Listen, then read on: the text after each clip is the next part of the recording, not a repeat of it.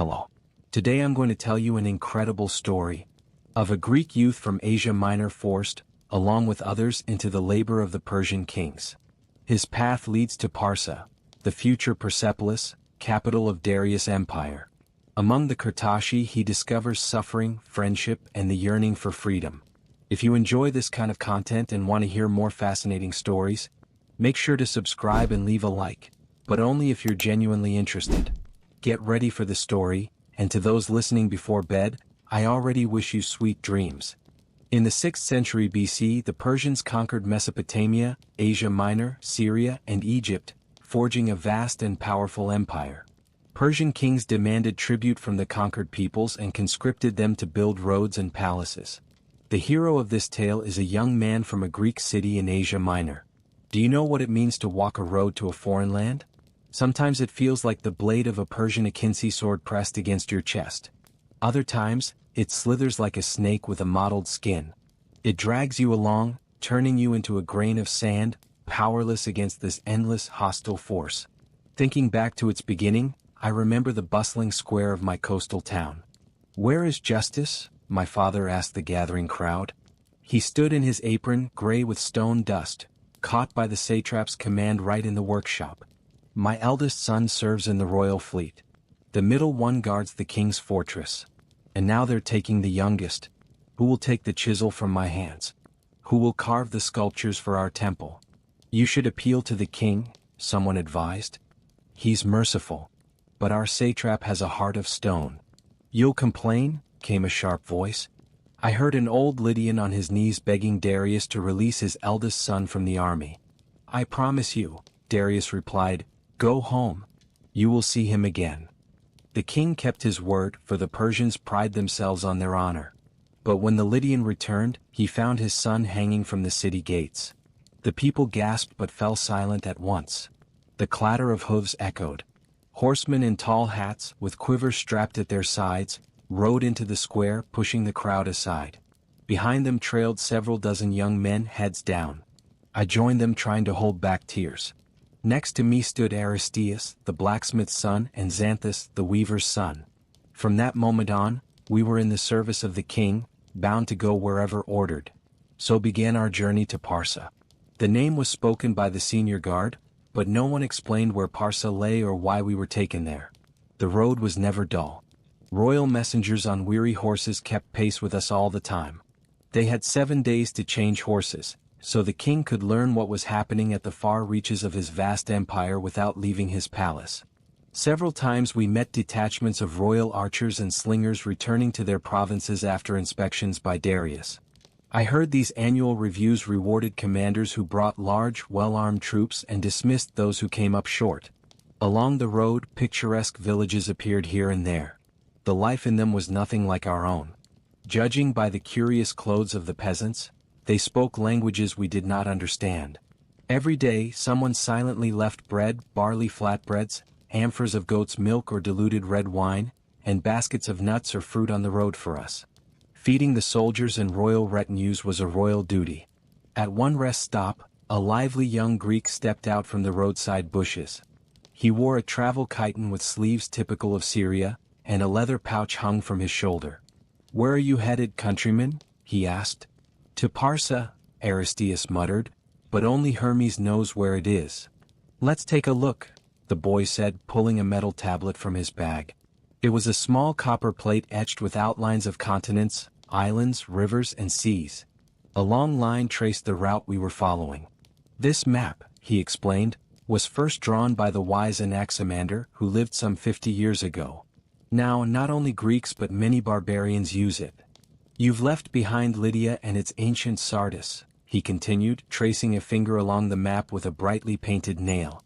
"Ahead lies Phrygia, the great land. You'll cross the river Halys and enter Cappadocia. Then down into Cilicia, where the white horses are born. The muddy Euphrates divides it from Armenia. Beware. Bandits roam there. After Armenia comes harsh Media. Cross 4 more rivers and you reach Susa. That's where the royal road ends." "But you're Parsa? I don't see it marked." "This is the first time I've heard of such a place." His news was discouraging. Parsa must be some god-forsaken frontier city near India, where no roads even lead. It's easy to trace a finger along copper. But what about walking the road, exhausted, scorched by heat? Sleeping under strange skies, listening to the howl of jackals and the ominous roars of lions? Some of us had worn out our sandals and had to walk barefoot. I was grateful my father packed an extra pair. He must have known the road was long. One day we encountered an old man resembling a vendor of nuts or dried fruit, riding a donkey. The mule shook its head, flicking away flies, its long ears thrashed its hairy face. The old man studied us carefully and nodded to a Persian soldier, who immediately jumped down from his horse. I was close and heard. Fresh fish is sent to the King of Kings. He needs sturdy Kurtashi, not weaklings. I obey and comply, the warrior replied, kissing the offered hand. That afternoon we rested in a reed thicket by the river. What a joy it was to plunge into cold water, washing off dust and fatigue. As we emerged, I prayed thanks to the gods for sending us this kind old man. Xanthus, who knew Persian customs better than me, explained. This old man was a high-ranking official overseeing everything in the kingdom, one of the so-called eyes and ears of the king. According to him, the king had posted so many watchers that everyone had to watch their tongues if they wished to avoid royal whips or exile. It was sound advice. Thanks to it, you hear my tale. For I was never open with strangers, suspecting every face could be a royal spy. Before reaching Susa, we left the royal road. I suspect our guards feared one of us might escape in the bustling crowds to our right. We saw only walls of fired bricks bonded with asphalt and roofs of strange temples or palaces. Beyond Susa we walked a rocky plain. Sometimes we passed carts loaded with cedar logs, elephant tusks, and bronze ingots. None overtook us.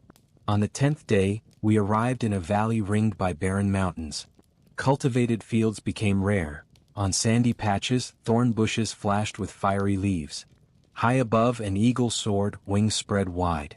A strange thought came to me, perhaps the eagle was another royal eye watching what was happening below. No wonder the Persians chose the keen-eyed raptor as their emblem. Suddenly, around a bend, something gleamed white. Our guards dismounted and knelt to pray to fire, then other gods. I knew then our journey had ended. Before us rose Parsa, the goal of our march. In this barren land, the city seemed like a vision from a dream. It was unlike any city I had seen. A city temple built more for worship than for everyday life. White stone steps led to gates guarded by youths in golden robes, their weapons dazzling. Inside stood a palace with columns at least 40 cubits tall. Walls of cedar boards, windows of ivory. Why bring us here? Not just for us to admire, then tell those who have never seen it? As if answering, the guards ordered us left, around the unfinished city wall. At the foot of the mountains lay another city, very different from the royal capital. Hundreds, perhaps thousands, filled the space between the mountain and the half-dry river. Egyptians could be recognized by their clay-white hands, for unlike others, they kneaded mud with their hands rather than feet. Thracians had elaborate designs etched and painted on chests and legs. Sogdians wore leather pants and pointed hats. Sacs upended stone blocks with long poles and others shaped clay. Smoke rose from many fires. The smell of stewed meat and beans filled the air. Kurtashi, said a guard, gesturing to the camp. We learned the Persians called those pressed into royal labor Kurtashi. Our service would be the same. We were to make the royal city even grander, adding new palaces to old, digging water cisterns, fortifying walls with towers. There was no shortage of work in a city set to outshine every other capital, just as the Persian king outshone other kings in power.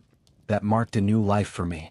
After praying to Helios, I took up the hammer, appointed by the chief of the Kurtashi to a group of stonemasons. My comrades were placed among blacksmiths and weavers. While I worked marble into a silver-like shine, Aristeus forged golden rings for clasps, and Xanthus wove white and deep blue woolen bands. Though we crafted parts of the same grand design, we were separated by the chief's order and could neither meet nor share stories of home. My group included 3 Cilicians, 2 Phoenicians, 3 Lydians, an Egyptian named Never, and me. We were led by a Decurion named Vagapata, a red-bearded Persian with piercing eyes and a whip-like rod. Vagapata dealt the harshest blows, pounding backs and sides where he chose if the work slowed. I bore the brunt in the days at first, crying myself to sleep. Never taught me how to use the hammer more efficiently, to look busier than I was. Soon Vagapata's rod whistled less overhead. Each week supplies called gal came by camel and ox. We received half a sheep, barley oil and handfuls of dates. Women with baby boys got half as much and those with girls 4 times less. The Persians prized males above all. A woman named Anunu was assigned to us to grind grain and bake bread. She ate with us but lived separately in a women's tent with others who had birthed daughters. Though the leaders tried to divide us, we soon learned to understand across languages, because besides our mother tongues, there is the language of fellowship. Besides the many gods worshipped by the world's peoples, there is a single God of the oppressed. Its name is freedom. It sounds differently in every tongue but all desire it. Never knew my native tongue well, having been born in a city with many Greeks. I heard many strange stories from Never. But one stuck with me most. I tell it as is, though the Greeks tell it differently. Once King Cambyses set out to conquer Egypt. After subjugating it he returned to Persia. But fate struck. He fell from his horse and impaled himself on his own sword. While recovering, his brother Bardia took the throne. Bardia was a just king, lessening the burdens on the people, lowering taxes, stopping forced labor to build roads and palaces. The nobles disliked this and spread rumors that Bardia was an impostor priest who looked like him and stole his name. 7 nobles stormed the palace and killed Bardia, thinking him a pretender. Then they quarreled over the throne and decided whoever's horse neighed first on the festival of the sun would be king. Among the 7 was a noble named Darius. He placed a mare beside his stallion, then took her away. Before the festival, he led the confused mare outside the city gate. When the 7 arrived on the plain, Darius' horse heard his mate and neighed joyfully. 6 dismounted and knelt, proclaiming Darius king of kings. Is it possible to seize power with tricks fit for a groom? I wondered.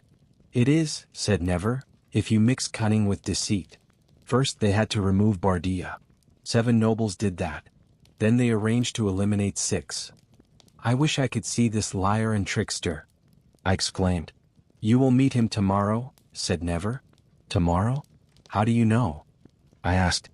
He covered my mouth with his hand. Sleep now, we have talked half the night.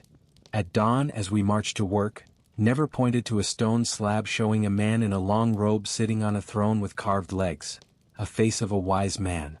That's Darius, whispered Never. Look closely, remember? I imagine him differently, I said. Besides, can artists be trusted? One must see the king alive. I cannot help you, smiled Never. Darius does not invite Kurtashi to banquets, and he visits Persepolis only once a year. Once a year, I exclaimed. Vagapata led us beyond where we had worked yesterday. Soon we stood among smooth stone slabs, half the size of the one with Darius's image. One was marked with squares like a checkerboard. Within, a warrior figure grew to full height. As I understand, this is a royal guard? I asked. Immortals, corrected Never. That's what they call them. But we will give him immortality. Take your chisel and hammer. Vagapata gripped his rod. The hammer strike echoed. I worked the slab from one side, Never from the other. Stone chips flew.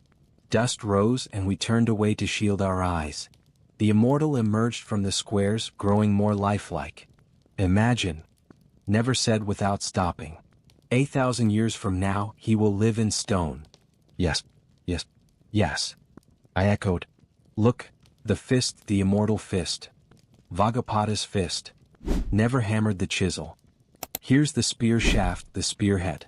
I don't want the immortality of spear or rod. Let beauty be immortal. I want to carve gods, immortal gods. I want to be free like a bird. Yes, yes, yes. Never hammered fiercely. I agree. We will find the path to freedom.